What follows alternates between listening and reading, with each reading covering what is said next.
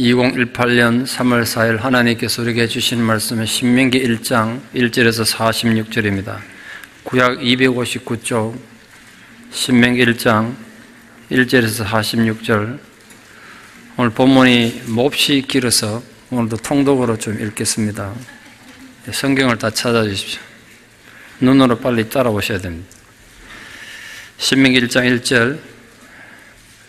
신명기 1장. 이는 모세가 요단 저쪽 숲 맞은편에 아라바 광야 곧 바란과 도벨과 아라반과 하세롯과 디삽 사이에서 이스라엘 무리에게 선포한 말씀이니라. 호렙산에서 세일산에 지나 가데스바네까지 열아홉 길이더라. 40째 해 11째 달 그 달 첫째 날에 모세가 이스라엘 자손에게 여호와께서 그들을 위하여 자기에게 주신 명령을 다 알렸으나 그때는 모세가 헤스브론에 거주하는 아모리 왕 시온을 쳐 죽이고 에드레이에서 아스다랄에 거주하는 바산 왕 옥을 쳐 죽인 후라. 모세가 요단 저쪽 모압 땅에서 이 율법을 설명하기 시작하였더라. 일렀으되 우리 하나님 여호와께서 호렙산에서 우리에게 말씀하여 이르시기를 너희가 이 산에 거주한 지 오리니 방향은 돌로 행전해 아모리 족속이 산지로 가고 그 근방 곳곳으로 가고 아르바와 산지와 평지와 네겝과 해변과 가난 족속의 땅과 레바논의 큰 강 유브라데까지 가라. 내가 너희의 조상 아브람과 이삭과 야곱의 맹사에 그들과 그들의 후손에게 주리를 한 땅이 너희 앞에 있으니 들어가서 그 땅을 차지할지니라. 그때 내가 너희에게 말하여 이르기를 나는 홀로 너희의 짐을 질 수 없도다. 너희 하나님 여호와께서 너희를 번성하게 하셨으므로 너희가 오늘날 하늘의 별같이 많거니와 너희 조상 하나님 여호와께서 너희를 현재보다 1000배나 많게 하시며 너희에게 허락하신 것과 같이 너희에게 복 주시기를 원하노라. 그런즉 나 홀로 어찌 능히 너희의 괴로운 일과 너희의 힘겨운 일과 너희의 다툰 일을 담당할 수 있으라. 너희의 각 지파에서 지혜와 지식이 있는 인정받는 자들을 택하라. 내가 그들을 세워 너희 수령을 삼으리라 한즉 너희가 내게 대답하여 이르기를 당신의 말씀대로 하는 것이 좋다 하기에 내가 너희 지파의 수령으로 지혜가 있고 인정받는 자들을 취하여 너희 수령을 삼되 곧 각 지파를 따라 천부장과 백부장과 50부장과 10부장과 조장을 삼고 내가 그때 너희의 제사장들에게 명하여 이르기를 너희가 너희의 형제 중에서 송사를 들을 때 쌍방간에 공정히 판결할 것이며 그들 중에 있는 타국인에게도 그리할 것이라. 재판은 하나님께 속한 것인즉 너희는 재판할 때 외모를 보지 말고 귀천을 차별 없이 듣고 사람의 낯을 두려워하지 말 것이며 스스로 결단하기 어려운 일이 있거든 내게로 돌리라. 내가 들으리라 하였고 내가 너희에게 행할 모든 일을 그때에 너희에게 다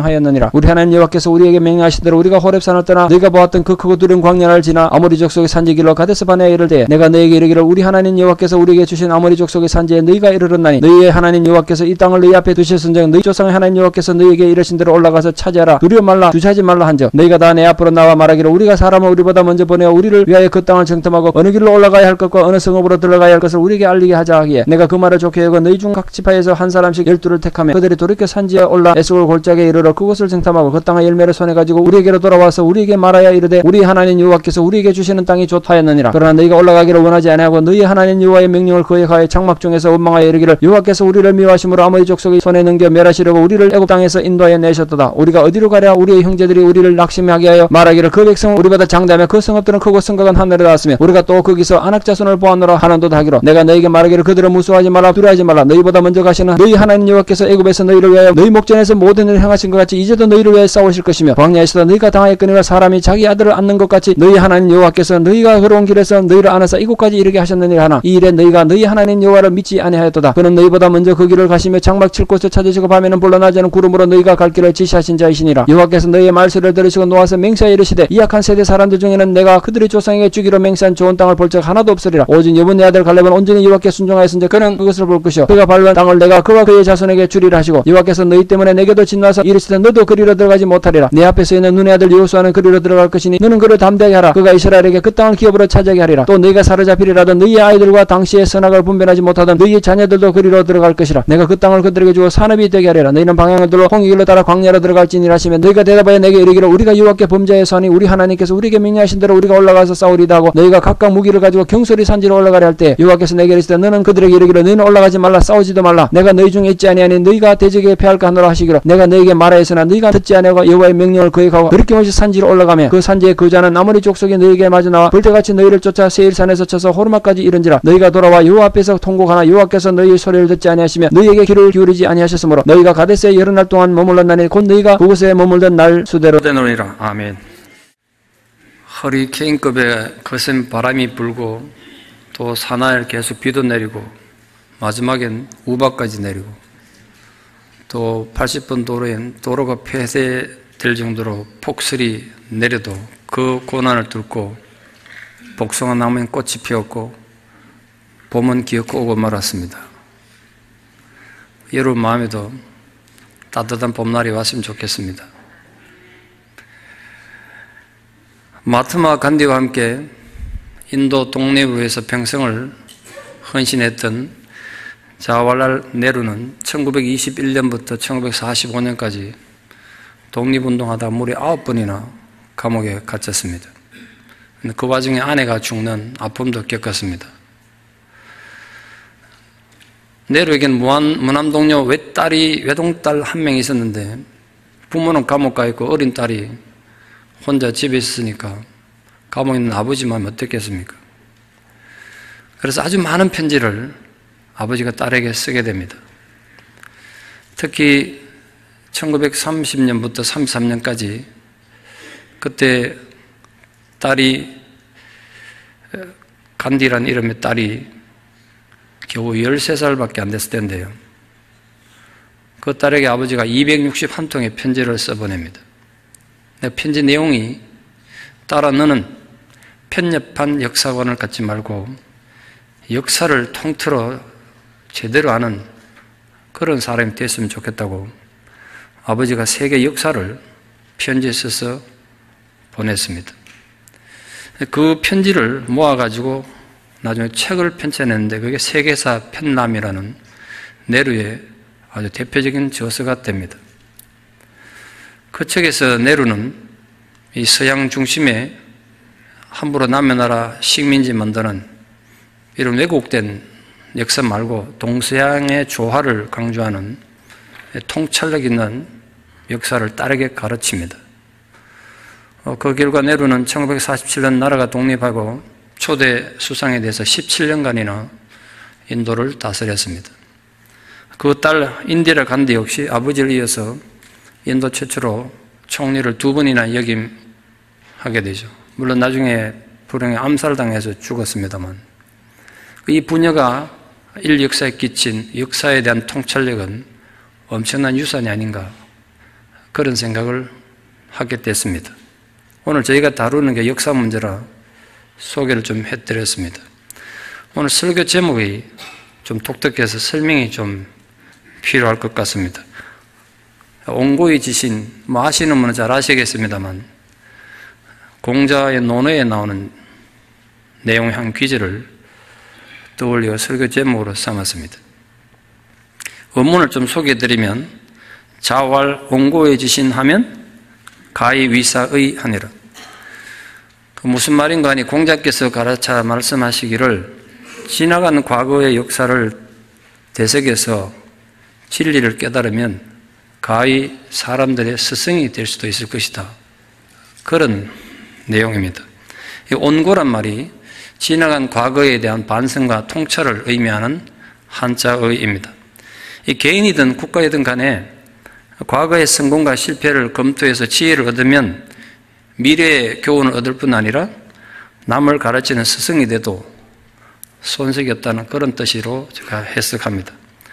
자신의 지상사역을 끝내고 죽음을 목전에 둔 120세의 노년의 모세가 이스라엘 백성들에게 죽기 전에 유언으로 남긴 설교가 오늘 신명기인데 그 신명기 내용을 한마디로 요약하면 옹고의 지신이 아닐까 이런 생각이 들어서 설교 제목을 그렇게 잡아봤습니다.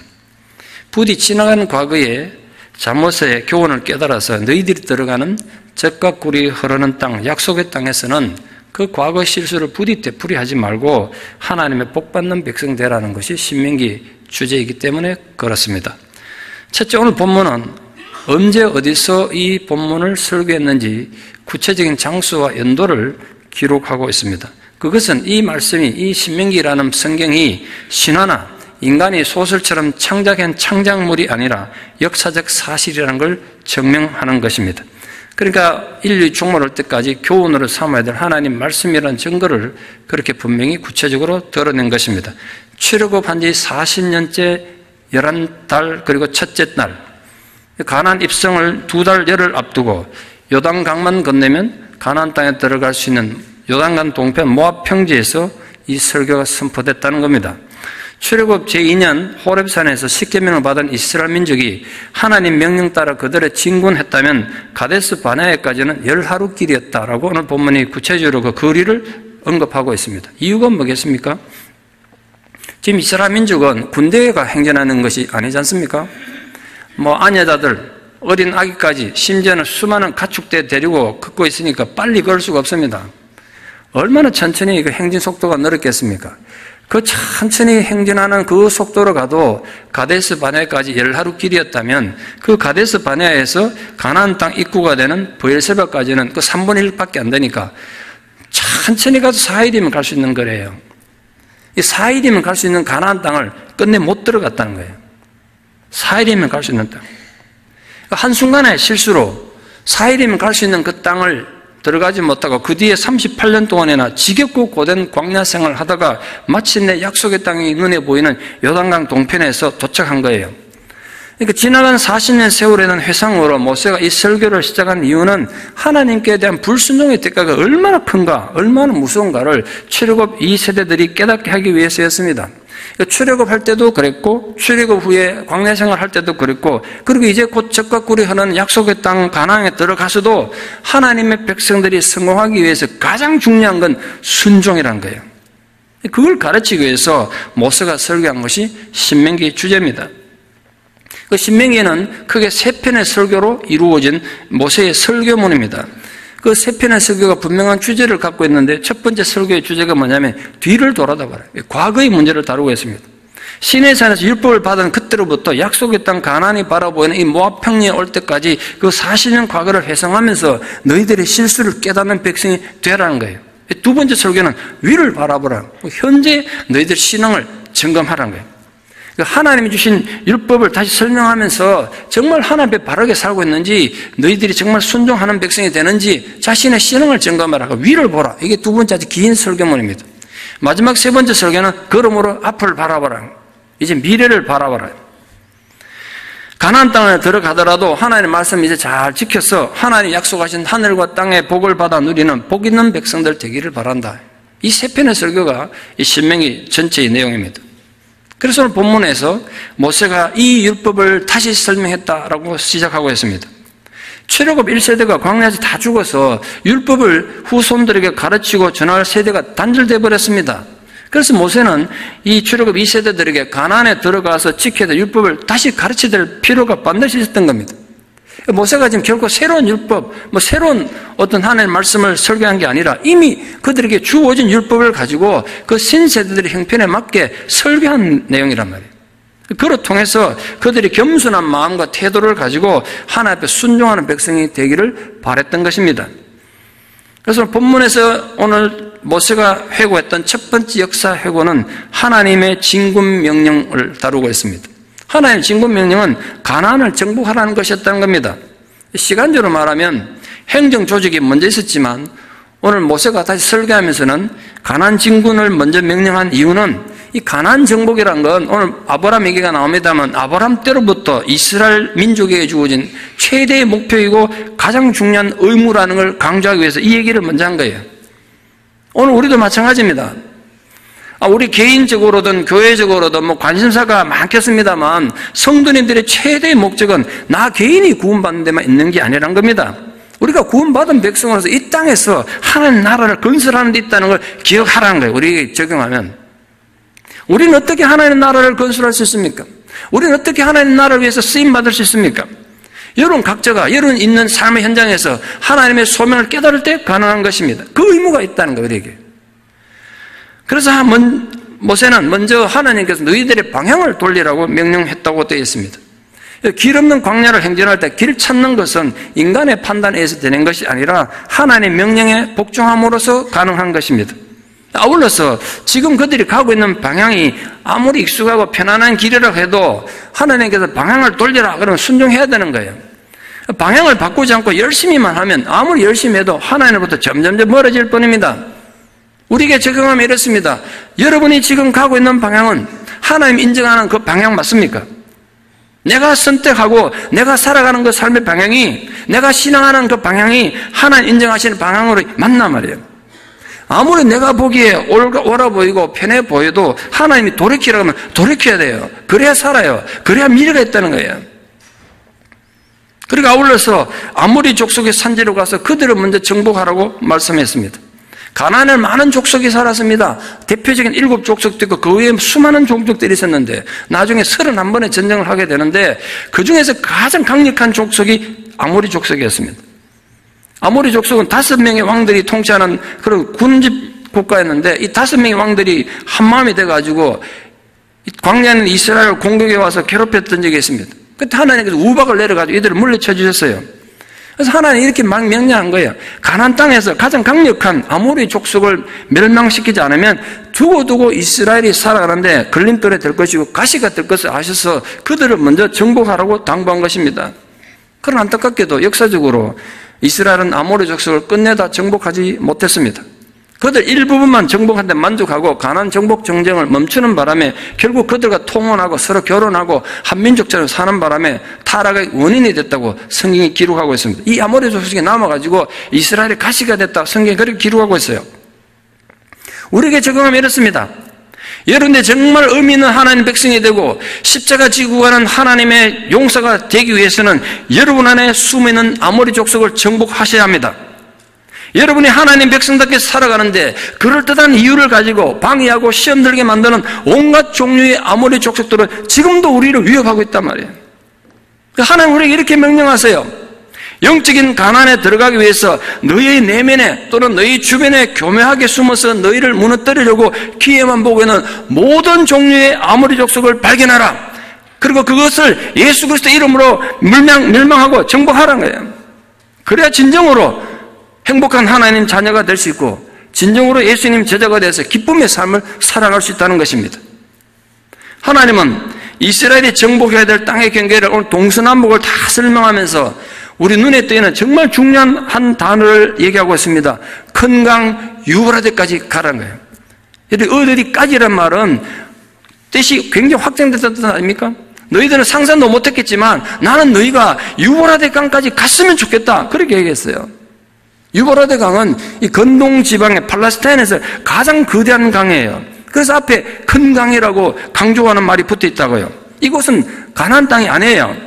그러나 하나님은 아브라함에게 약속할 때는 이 약속한 땅은 아니었는지 모르지만 너희들 비전을 크게 가지고 이 가나안의 울타리를 넘어서 유브라데 강까지 가란 거야. 물론 쉽지 않은 일이겠죠.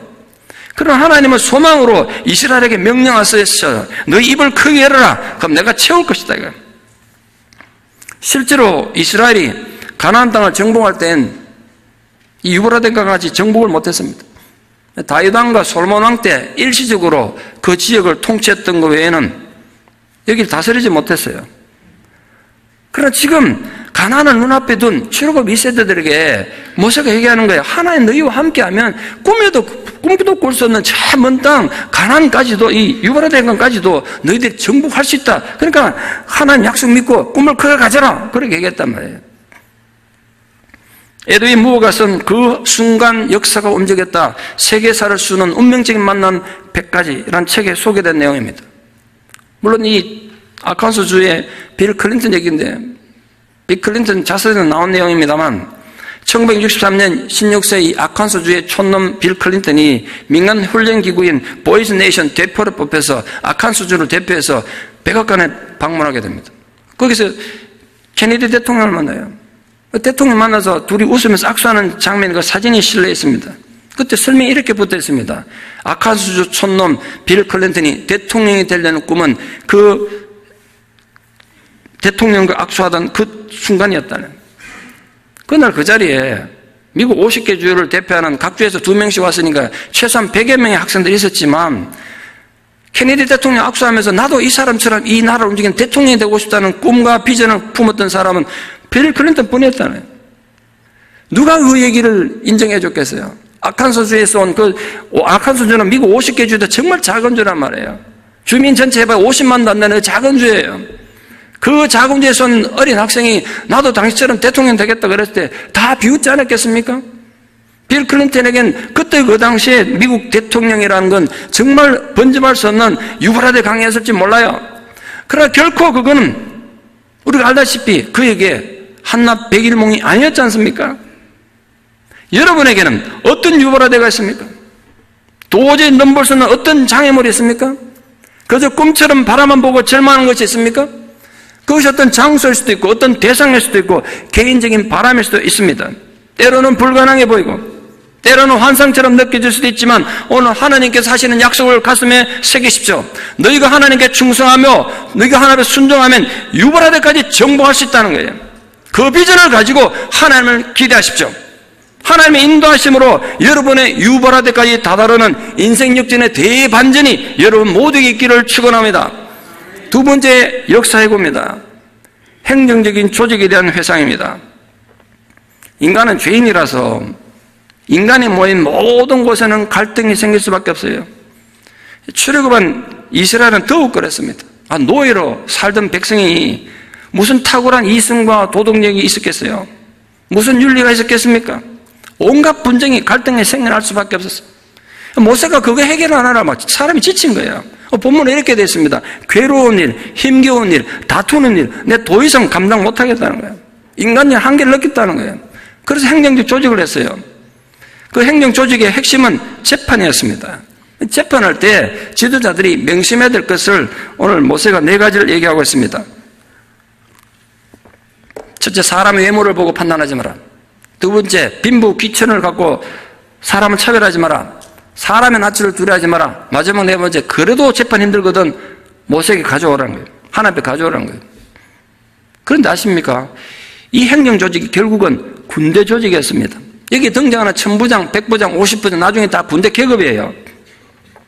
무슨 말인가 하니 부모는 노예였고 자신들의 어린 시절의 기억도 노예였거나 아니면 광야에 거친 환경뿐인 뿌리 깊은 열등감이 그들 현실입니다.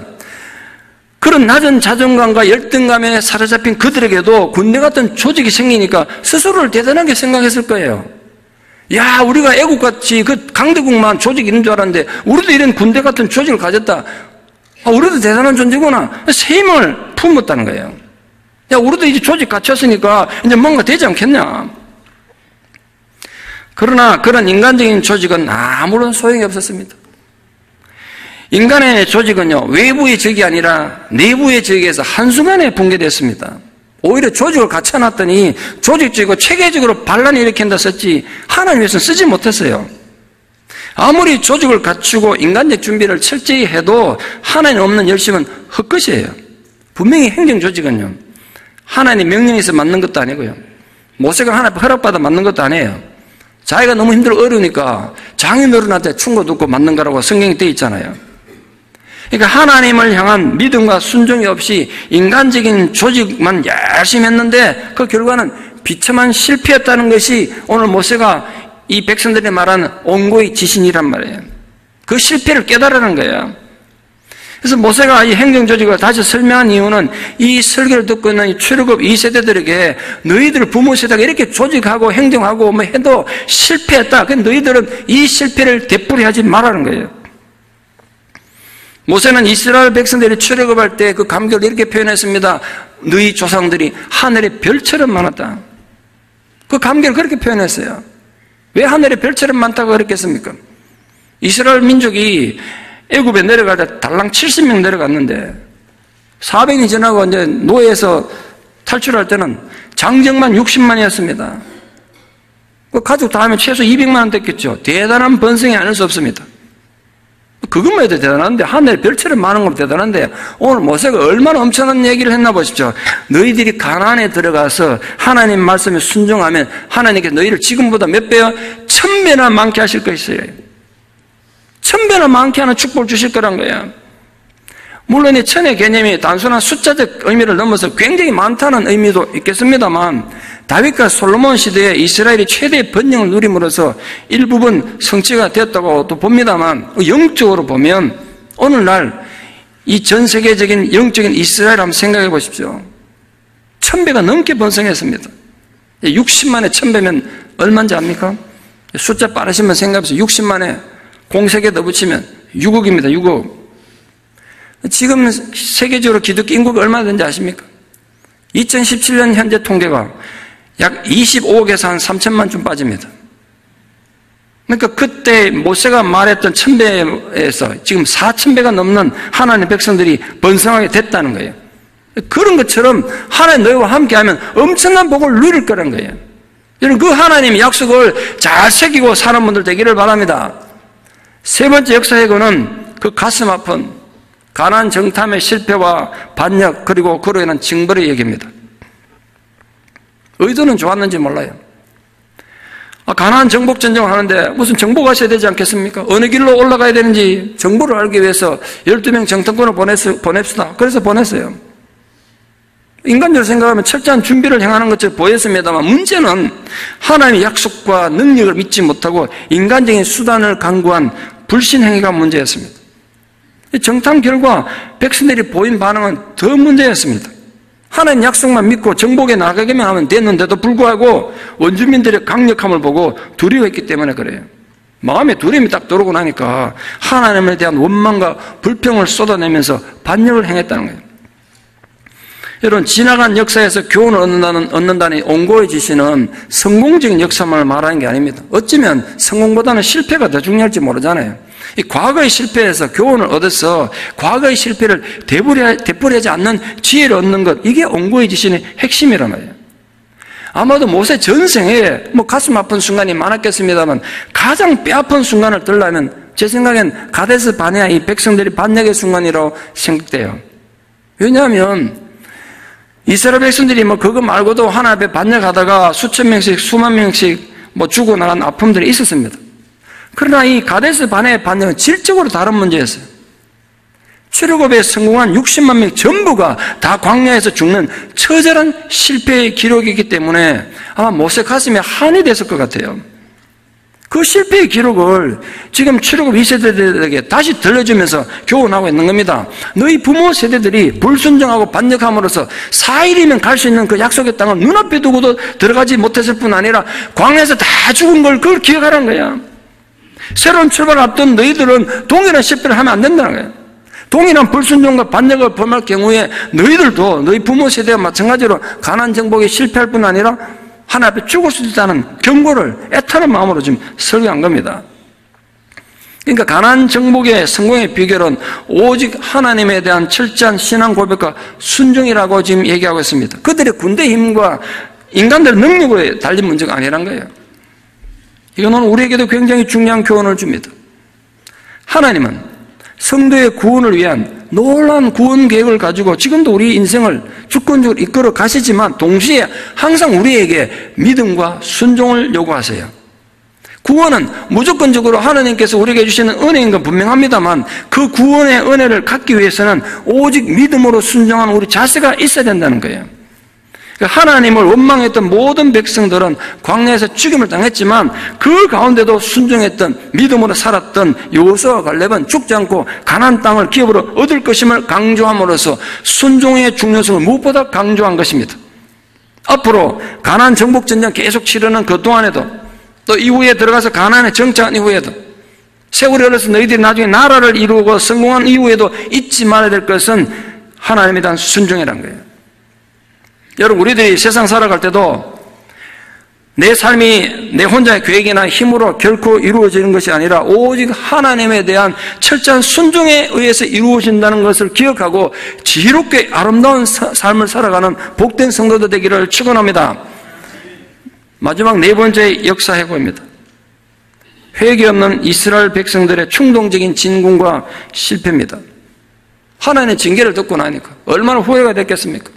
뒤늦게 후회하면서 이스라엘 백성들이 하나님 올라가지 말라고 그런데도 앞으로 겁없이 오는 본문에 겁없이 가나안에 공격했다가 패배당해서 죽고 도망친 내용이 있습니다. 절망감이 그들을 덮었겠죠. 문제는 그들에게 후회는 했지만 진정한 회개가 없었다는 점입니다. 형식적인 회개와 형식적인 눈물은 하나님의 마음을 결코 움직일 수도 없고 죄사함을 받을 수 없다는 걸 기억하라는 거예요. 여러분, 우리는 구원받은 하나님 자녀이고 언제 죽어도 괜찮은 천국의 약속을 가진 자들입니다. 그럼에도 불구하고 수없는 시험과 유혹과 고난 속에 넘어지고 좌절합니다. 때로는 깊은 절망감 속에서 하나님 정말 나를 보호하시는 거 맞는가? 더 이상 하나님은 나와 함께하지 않으시는가? 그런 감당할 수 없는 좌절감과 패배감이 우리를 덮쳐와서 우리를 쓰러지게 만들기도 합니다. 오늘 모세가 지나간 역사를 온고히 지신하며 가르쳐준 교훈은 하나님은 어떤 상황에서도 우리의 선한 목자가 된다는 것입니다. 어리석고 연약해서 늘 넘어지기 쉽고 절망하기 쉬운 우리들이 저 영원한 본능에 다다를 때까지 그 목자 되신 하나님은 졸지도 주무시지도 않으면서 우리를 인도하시고 보호하시고 지켜주신다는 거예요. 오늘 모세는 요단강 건너서 가나안 들어가기 직전에 이 이스라엘 백성들에게 이런 하나님의 사랑을 생생하게 교훈하고 있습니다. 인간은 반역하고 범죄하기 쉬워서 하나님을 슬프게 하는 존재일지 모르지만 오늘 본문을 통해서 결론적으로 모세가 우리에게 설명해 준 하나님의 모습이 있습니다. 오늘 모세는 어떤 하나님을 우리에게 얘기하고 있습니까? 첫째로 그 하나님은 우리 갈 길을 인도해 주시는 분이십니다. 오늘 본문 33절에서 이렇게 모세가 외치고 있습니다. 너희보다 먼저 그 길을 가시는 하나님. 너희보다 앞서서 그 길을 가시는 분이란 거예요. 마치 참된 목자가 양들 앞에 서가면서 그들 인도하는 것처럼 하나님께서 우리 앞서서 갈 길을 인도하신다는 거예요. 특히 광야는 길이 없는 곳 아니겠습니까? 길 없는 광야로 해서 헤매지 않도록 안전하게 길을 지시하는 분, 인도하는 분이 하나님이란 거예요.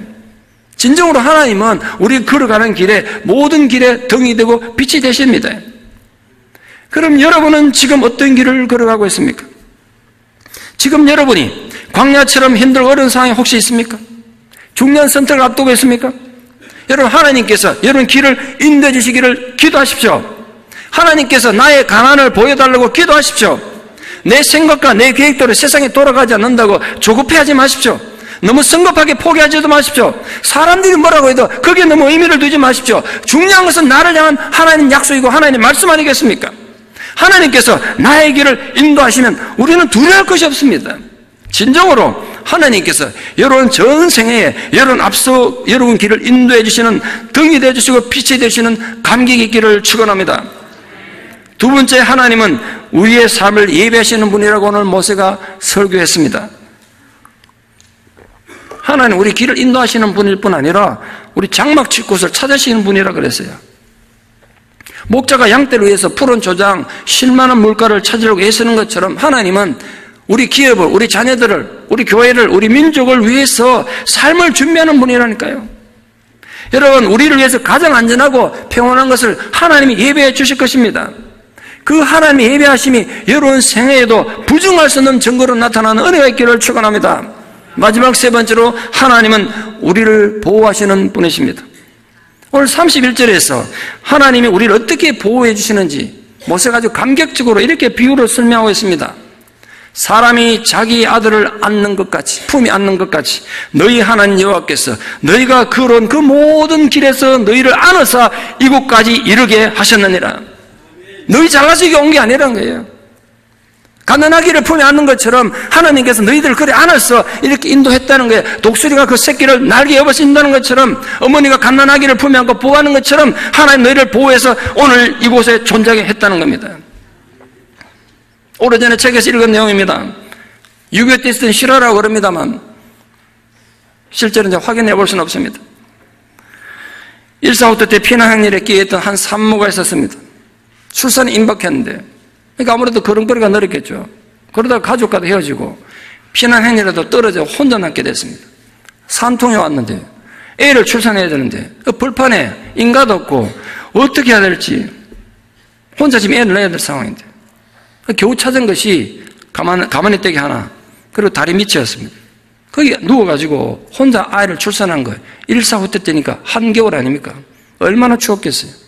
생각이 없이 혼자 애를 낳아가지고 탯줄 자르고 그 아직 피 묻은 아기를 닦지도 못하고 지금 애를 낳았지만 애 뭐 이피를 옷이 하나 있습니까? 뭐가 있습니까? 아무것도 없는데 곧 얼어 죽을 텐데 엄마는 이 아기를 살리기 위해서 자기가 입고 있던 치마, 겉옷 다 벗어서 그 옷을 다 벗어서 이 아이를 싸기 시작합니다.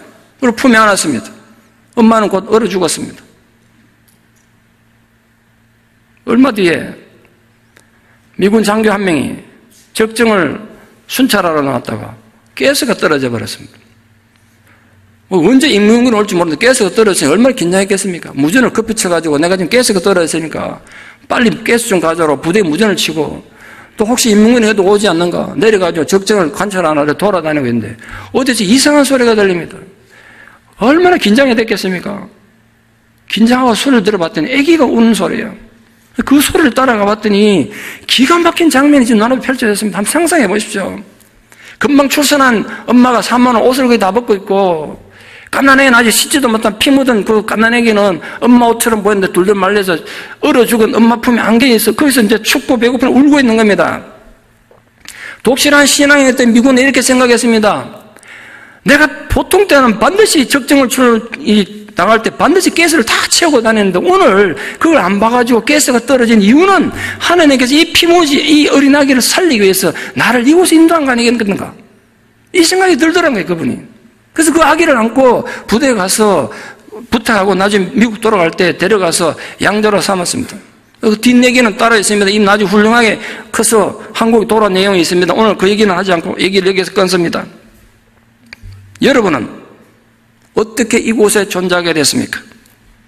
여러분 어떻게 미국까지 오시게 됐습니까? 여러분이 잘나고 똑똑했습니까?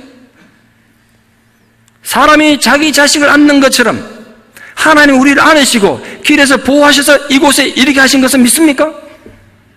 하나님이 정말 나를 안으시는 아버지 마음으로 나를 이곳에 이렇게까지 인도하셨구나. 그 감격을 가지고 사십시오. 사랑하는 성도 여러분, 고난이나 어려움이 닥쳤다고 좌절하고 있지 마십시오. 혹시 왜 좌절하고 절망만 하고 있지 않습니까? 나는 실패자라고 스스로를 학대하고 있지는 않습니까? 잊지 마십시오. 자신은 죽어가면서도 자식을 살리고 죽어가는 것이 어머니의 사랑이었다면 우리를 향한 하나님의 사랑이 그보다 못하겠습니까? 비록 내가 외롭고 슬프고 고통스럽고 비참하게 느껴져도 우리는 실패한 존재가 아닌 것입니다. 왜? 우리는 여전히 하나님의 사랑을 받는 하나님의 자녀들이니까. 하나님이 우리를 보호하실 것이며 우리를 인도하실 것이며 우리를 예배해 주실 것이니까. 그러므로 여러분 끝까지 포기하지 말고 절망만 하지 말고 하나님을 신뢰하며 기도하는 분들 되기를 바랍니다. 우리를 향한 하나님의 보호와 인도하심은 여전히 여러분과 함께 한다는 사실을 깨닫고 감사와 순종으로 자신이 경진하는 하나님 군대가 되기를 진심으로 축원합니다. 기도드리겠습니다.